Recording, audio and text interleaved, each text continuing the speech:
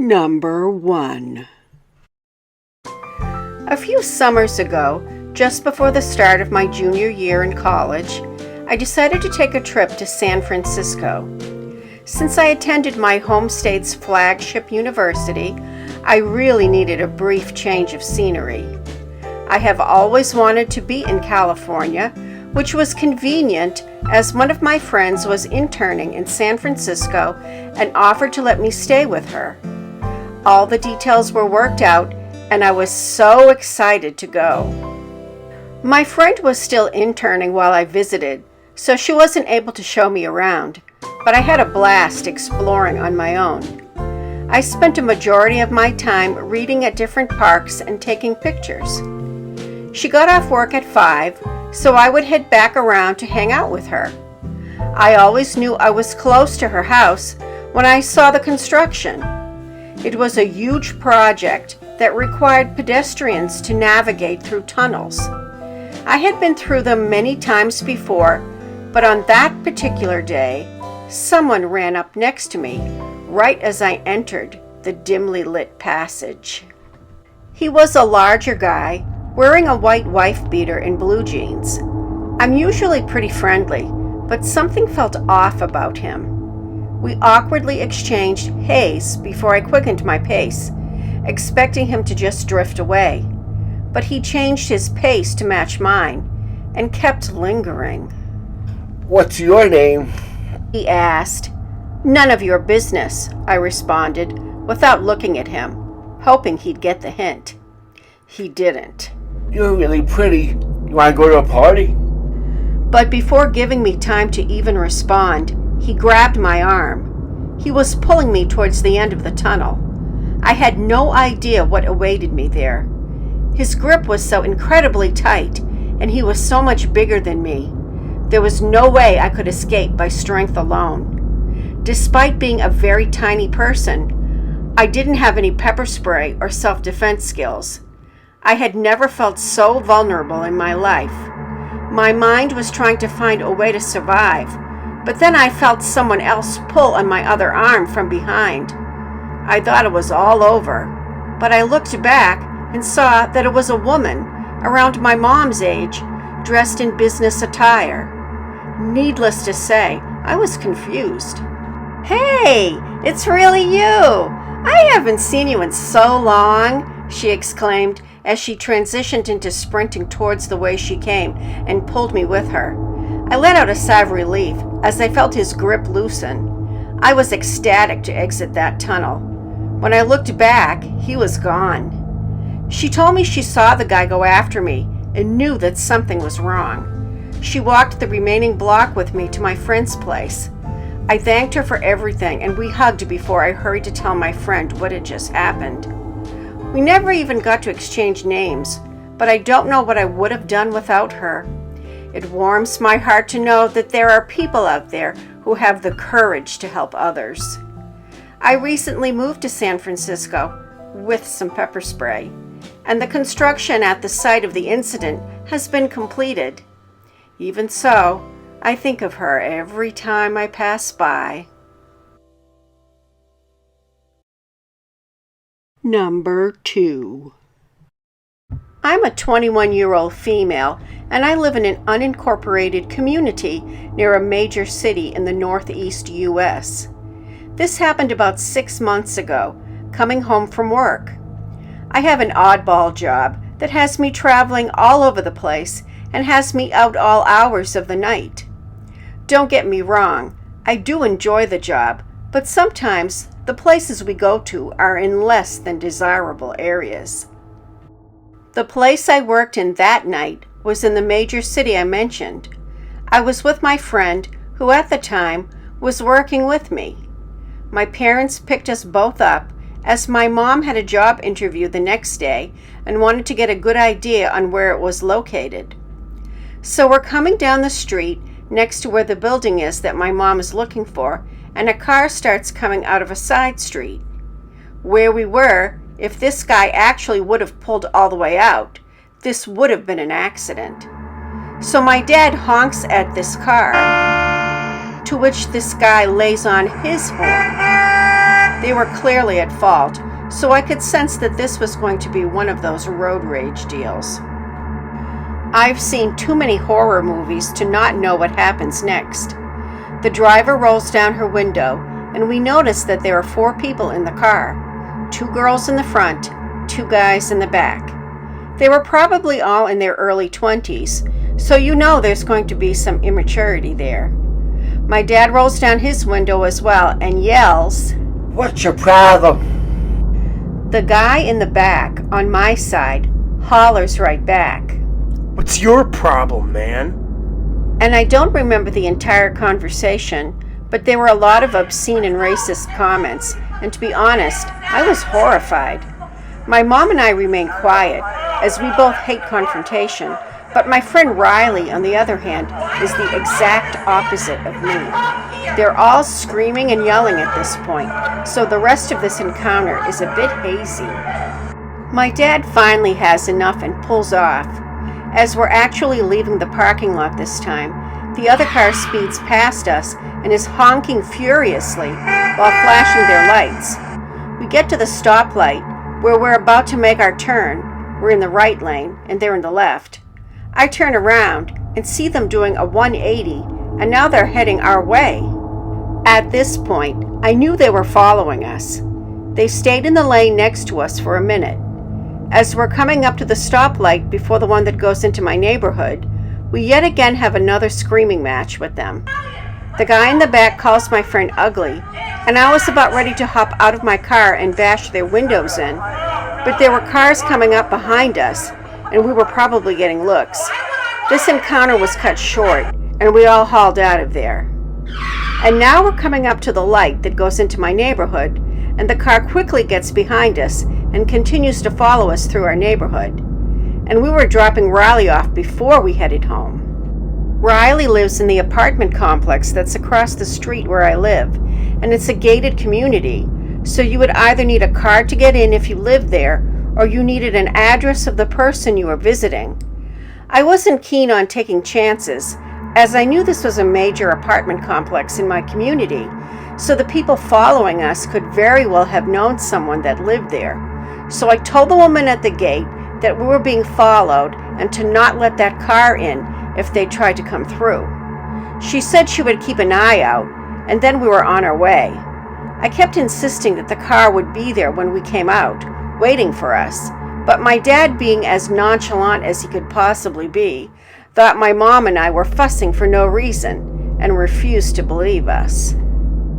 Well, we dropped my friend off, and as we're coming out of the complex, lo and behold, the car passes right by us. I kept telling my dad not to go home, because then these people would know where we live. He starts an argument with my mom about how it's already late and he needed to get up early in the morning. He didn't have time for foolish games, blah, blah, blah. But he still starts to head towards home anyway.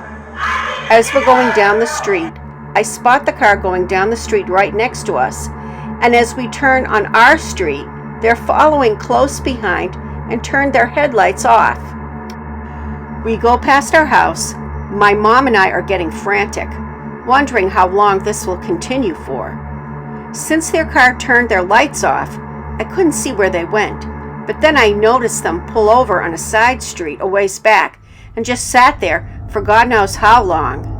My mom is calling the police, and I'm shaking. I don't remember exactly how long it took, but the car speeds down the road and hits their brakes hard until they're right next to us. They roll down their windows, and my dad does as well, and then my dad gets out of the car. I knew he was asking for trouble then. They're screaming their heads off at each other. They're threatening us. My dad is threatening them. But my mom was on the phone with the 911 dispatcher, and they could hear the screaming, which is good. At some point, a white car had come down the road and pulled in front of us. I figured that they just lived at the house we were double parked in front of, and that we took his space. Well, that was until he backed up to our bumper. Then I knew that he was with the other car. They never did anything but block us in. My dad finally told them that my mom was on the phone with the police, but they didn't believe us. until they saw that she was actually on the phone, I guess. The 2 cars peeled off, and that was the last we saw of them. When the police came, not 5 minutes later, he said he would patrol the area and our alleyway to see if they were waiting for us anywhere. The nice cop actually sat in his car until we got in our house to make sure we were all right. As my parents and I were talking later, we figured these kids were probably high, and that's why they finally took off. I hope I never run into them again. To this day, I'm still terrified of being followed home. Number 3. I've only told this to a few people outside my family, and I only recently started talking about it. I wish I told someone sooner, as I discovered a coworker encountered these men as well. I work downtown, standard 8 to 5 hours. Once in a while I work overtime, but not often, and not on the day this happened. It was just a couple minutes after 5 p.m. when I left work. It's just a few blocks from my office building to the train station. There are a few bars and back alleys along the walk, but the worst I've ever dealt with along these are homeless folks who get a little aggressive asking for cash. They don't bother me much. The train ride from the station downtown to the station where I park my car is about 40 minutes. If I'm lucky, I manage to get a seat and don't have to stand for the whole ride. On that day, I was lucky, more or less. I got a seat next to a window, which left the seat next to me open. At the next stop, 3 men got on. One of them sat next to me, and the other sat on the seats across from me, so they were facing me. I was listening to my music on my iPod, so I couldn't really hear them.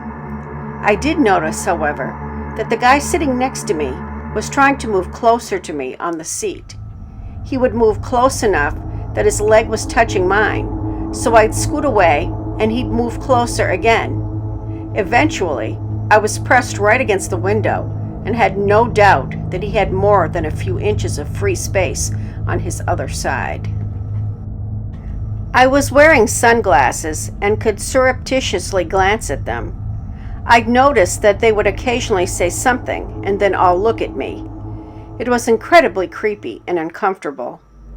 I was nervous about getting off at my stop, but mine is the second to last on the train line. So when the train pulled into my station, I got off. The guy sitting next to me tried to grab my arm, but I was moving quickly and I was able to get out. I was hoping they wouldn't get off the train there. It was a busy station, and they couldn't know where I was parked. They did. I guess it was their luck that they targeted me. I park in the furthest lot from the station because the parking there is free. It's about a 7-minute walk, which isn't usually too bad, but my lot tends to be pretty quiet, and I was really worried about those guys following me. As a bit of background, I was fat. I work an office job, and I was sitting all day and not working out. Add to that my strong sweet tooth, and you've got a recipe for a bad body. I was about 30 pounds overweight and probably couldn't run more than 30 seconds. Sad, considering I ran track and played hockey in high school. I still play hockey, but on a women's daytime league, and it's really not competitive. I'm the youngest on my team of about 20 years, but my mom is on the team, and it's something fun to do together. I was crossing the bridge over the road from the station to the parking lots when I noticed the 3 guys less than 10 feet behind me. I wasn't carrying a knife, though I do own a legal-sized knife, nor any pepper spray because it's illegal in my Canadian city. I know a little bit about personal protection, though, required class for girls at the private high school I attended in my youth. So I put my car key and my house keys between my fingers, so if I needed to hit someone, it would hurt them, at least a little. The guys followed me across the main lot. They didn't hide the fact that they were there, and the more nervous I was, the louder they laughed.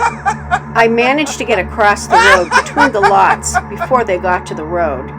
They had to wait for a couple cars to pass before they could cross. I was almost halfway across the lot when they crossed the road. I started to run.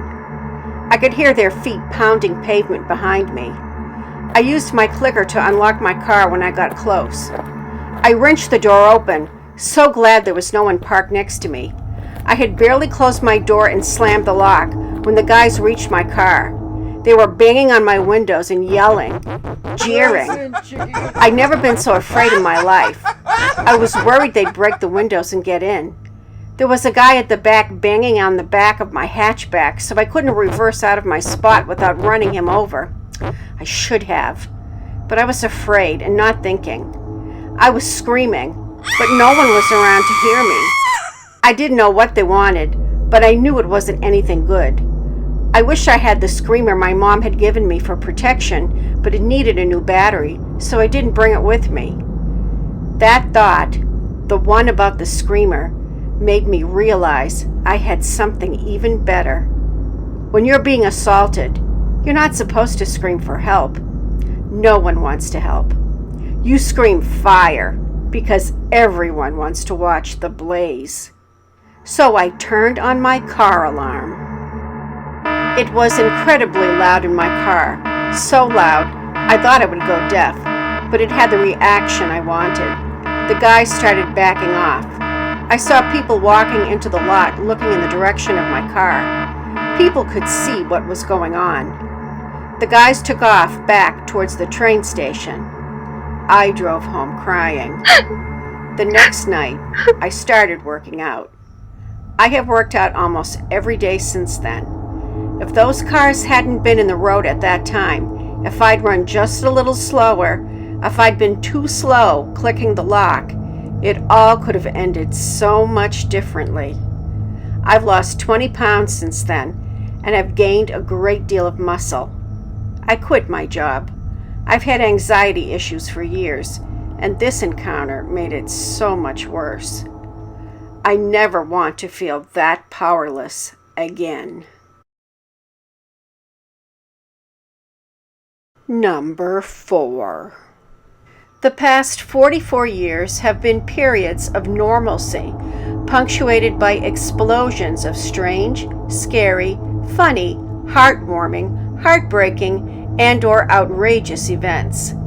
I should begin my story by sort of introducing myself and explaining some things.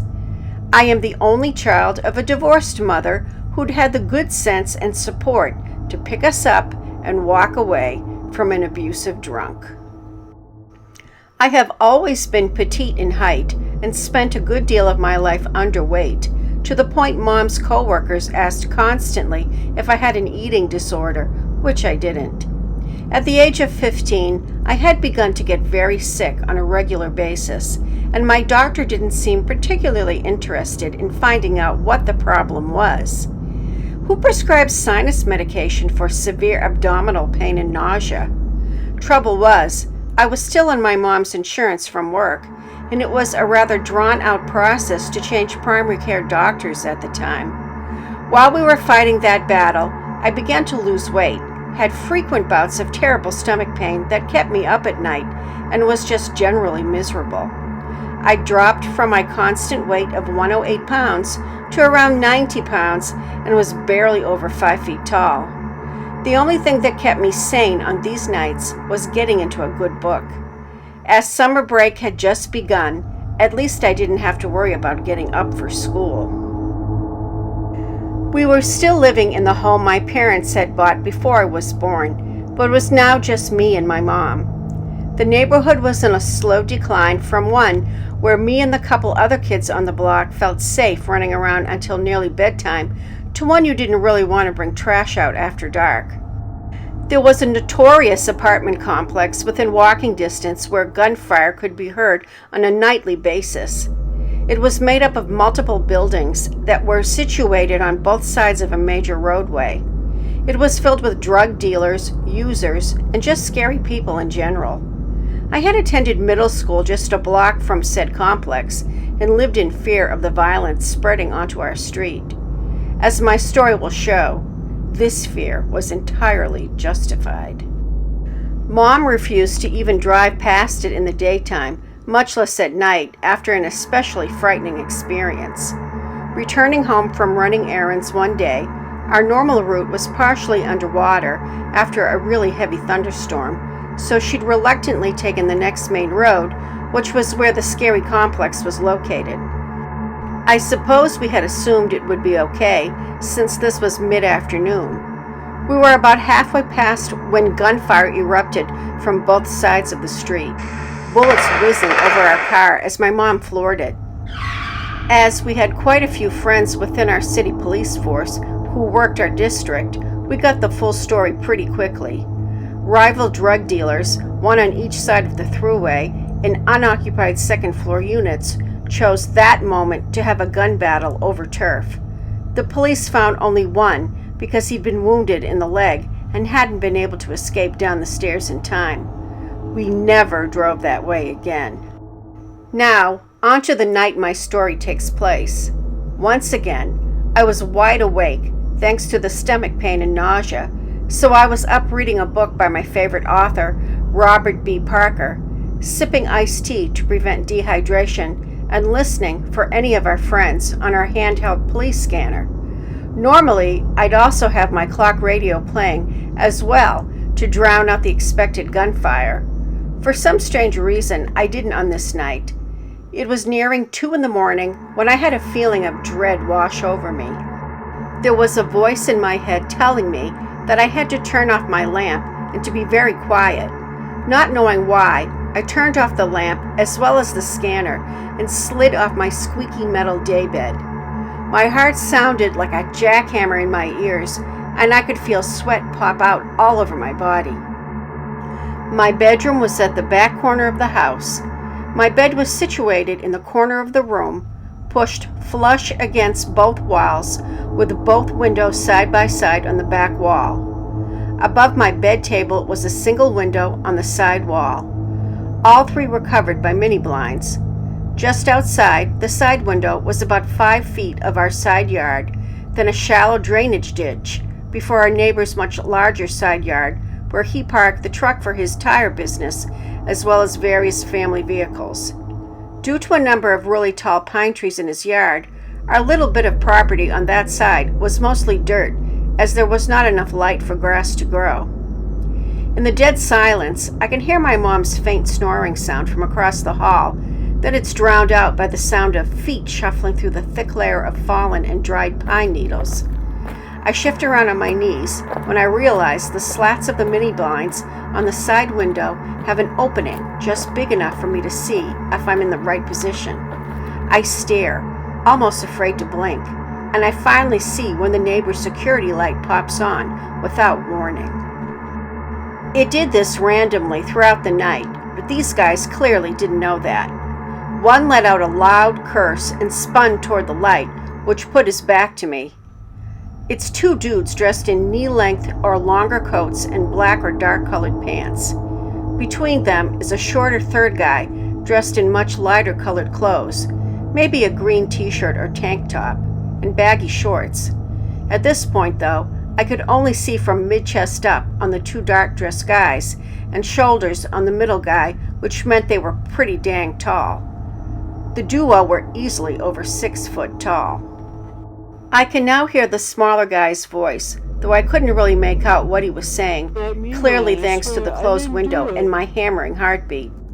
The one who had freaked when the light came on turned when he didn't see anyone, and I see that he's got a long gun in one hand. I wasn't sure from the little I saw, but I assumed it was a shotgun rather than a rifle, given the thickness.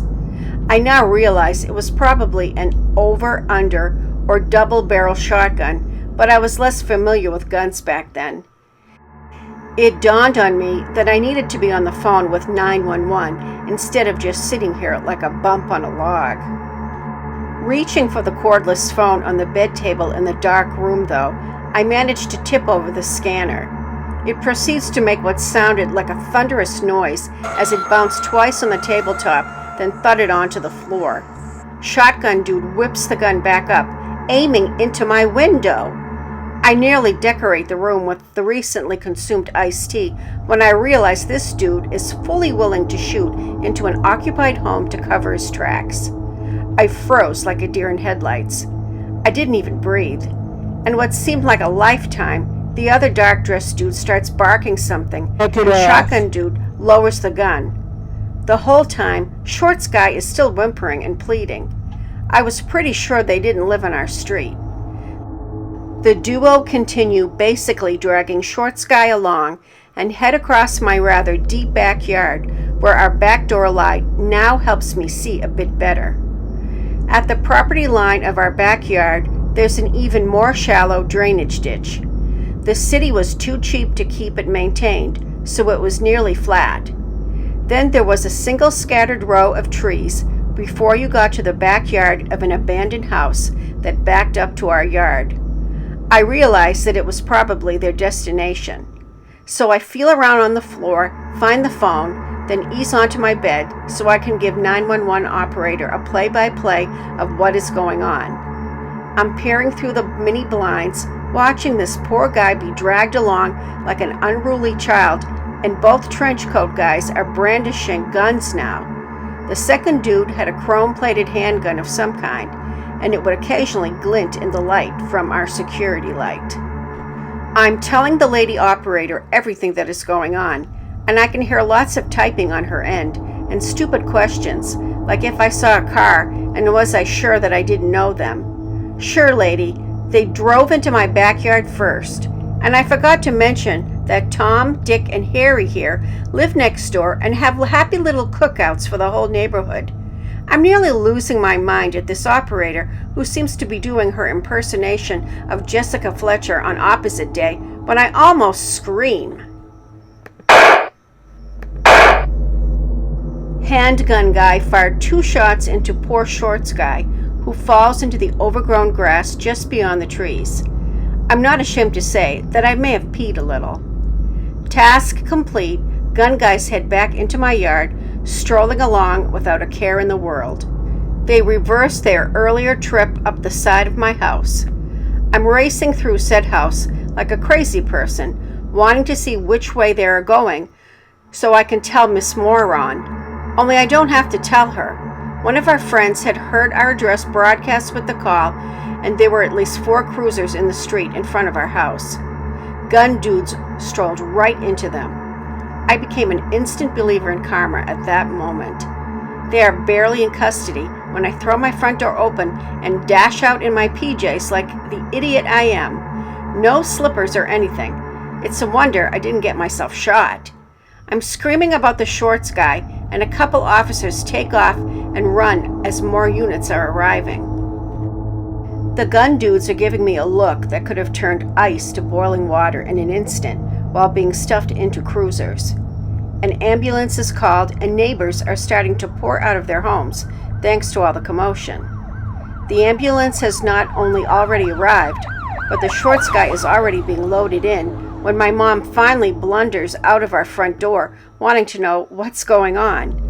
Of course, this is the same woman who slept through Hurricane Andrew, as our neighborhood sounded as if it were being whipped off the face of the earth, and the eye wall passed within 25 miles of our house. So here's what I find out that morning and in coming days.